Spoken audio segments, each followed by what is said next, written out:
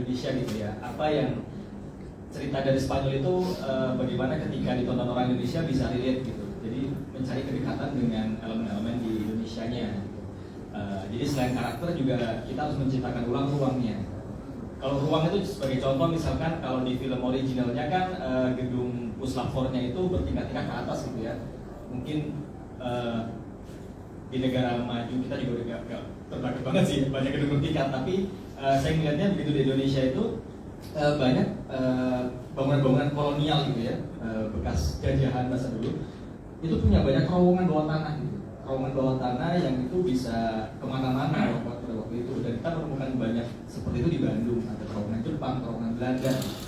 Nah sehingga mungkin itu menjadi milik Indonesia dengan sejarah kolonial itu. Itulah kenapa kita ngambil set puslap-4-nya juga di situ, dengan instead of bukannya ke atas tapi ke bawah, dia ke basement, kemudian ada gorong-gorong, lorong dan menuju hutan. Jadi kalau tadi sempat di-compare sama film aslinya, itu salah satu perbedaannya gitu ya, menyesuaikan dengan Indonesia. Begitupun dengan karakter gitu, mencari karakter-karakter seperti Sofia gitu, mencari padanannya di Indonesia apa ya. Saya pernah membaca salah satu ada empire jamu gitu di Indonesia, yang dia dari keluarga yang turun temurun gitu, dan bagaimana mereka begitu punya kuasa tapi juga personal. Itu yang kemudian kita ambil untuk karakter Sofia. Jadi untuk membedakan dengan wanita seperti itu, kita mencari padanannya atau yang lebih dilihat di manusia Indonesia sehari-hari. Itu kira-kira. Yang lain silakan. Oh, berhubung tadi, hai Mbak Nuti. Udah disebut sama Pak Sutradara ya. Iya, Sofia itu aku jujur nonton Mbak Nuti versi aslinya El Cuerpo itu film 2012 ya kalau nggak salah. Jadi aku memang lihat oh ya karakter yang aku akan audisikan tuh kayak gini modelnya. Interpretasi dari setiap aktor yang memainkan itu kan bisa berbeda-beda ya. Kalau aku melihat Sofia Arini itu, aku tidak mau meniru persis seperti yang dijalankan oleh aktor Spanyol itu, tapi lebih mencari apa sih kesamaan emosinya. Yang aku temui dari Sofia Arini itu adalah mungkin salah satu kata yang kuat untuk menggambarkan dia adalah kendali. Machiavellian itu salah satu ciri khasnya adalah seseorang yang bisa menghalalkan segala cara demi mencapai tujuannya dia. Moral kompasnya itu dipertanyakan. Pokoknya kalau aku mau sesuatu itu akan terjadi. Jadi aku sempat riset itu. Kemudian ada satu buku mungkin teman-teman juga pernah baca ya, The Art of Seduction, Robert Greene. Itu juga menjadi salah satu referensi karena Sofia tuh kayak gitu. Kalau dari saya, saya nonton yang versi dianya dan versi aslinya juga saya nonton. Tapi tetap tidak mau meniru karena setiap aktor punya warnanya sendiri ya. Kita mau mencoba meniru sebagaimanapun juga nggak akan bisa persis juga gitu. Jadi memang cari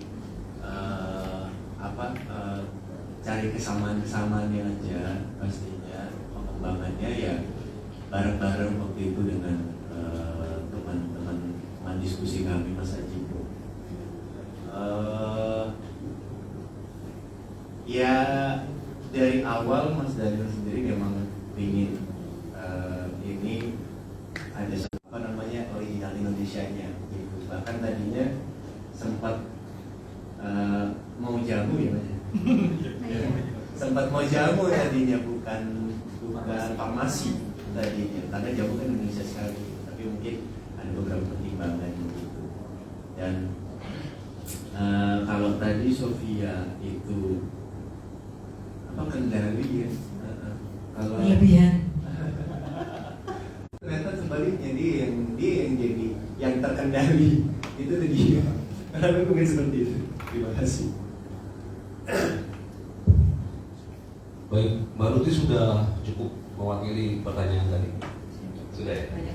Oh, siap. Baik, mungkin sekarang kita ke Mas Rea. Ya. Oh, yang lain dulu, yang lain. Boleh. Berarti Mas Pipe nih, kalau Mas Rea kamu Mas Pipe berarti.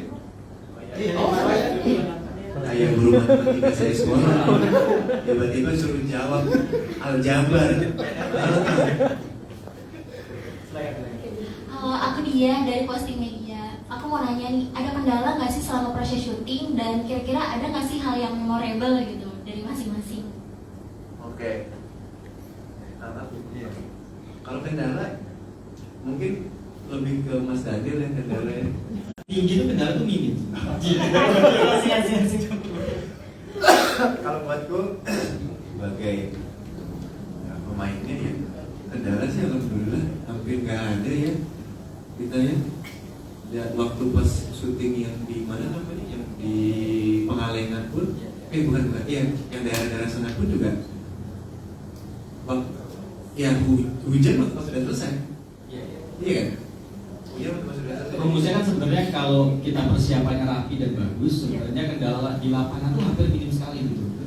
Hanya kendala untuk menyesuaikan perasaan aja gitu. Iya. Adjusting the mood aja. Tapi kalau kendala yang berarti itu dengan persiapan yang semua itu bisa memikirkan solusinya gitu. Gitu sih. Jadi kita seru-seru aja syutingnya ya. Seru banget. Betul, karena film itu ada karena teamwork. Wah, kalau misalnya nggak ada teamwork mah nggak jadi filmnya ya Pak. Semuanya harus bisa saling mengerti, saling paham, saling satu visi dan kompromi. Komprominya tapi demi kebaikan bersama ya. Kalau kendala buat aku sih sebetulnya kan ada adegan aku meninggal tuh ya. Nah, nafas. Itu loh, ya kan? Kan kalau misalnya lagi di kamar mayat itu kan nggak boleh kelihatan gitu kan. Apalagi kalau misalnya take-nya lama gitu. Jadi aku harus yang Aku sebelum take juga kan, aku minta maaf ya kalau agak lama. swimming. Harus tanya. Oh iya. Mati tapi cantik kan itu. Bawang merah mati tapi cantik. Iya, itu sih lebih kena nafas. Kalau aku tuh ada yang aku ingat itu sebetulnya yang aku makan kertas dari itu ada miskomunikasi tuh. Itu dia makan kertasnya beneran. Aku tuh jadi acara asraranya Mas Daniel, aku dan Mas Daniel, aku di set, yang balik asal ada tuh, itu dia. Kertasnya airnya pakai aku aman. Oh iya aman. Oke. Gimana itu aman? Pas di set, ya kan, itu apa namanya? Ya memang airnya sudah aqua gitu, tapi belum pakai kertas yang memang bisa dimakan, masih kertas asli. Karena kan sobek, buang, ya kan? Duduk, Pak Jebri, iya sebentar. Aduh gimana nih gitu kan? Nah janjiannya adalah aku nggak berani ngangkat sendiri gitu kan? Ya udah, terus lanjutin, angkat apa namanya kertasnya, ya kan? Melihat, wah, aduh belum dekat lagi nih. Makan deh, itu aku makan bener kertas yang kertas aslinya, kertas undangan itu aku makan betul. Dan itu bagus banget loh, dia ada keluar air mata.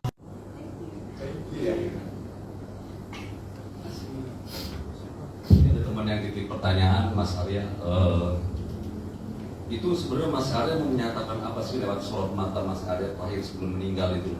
Jadi di situ kegambar ada kekecewaan, ada dibohongin, ada apa itu ketika terakhir Mas Arya meninggal itu di film.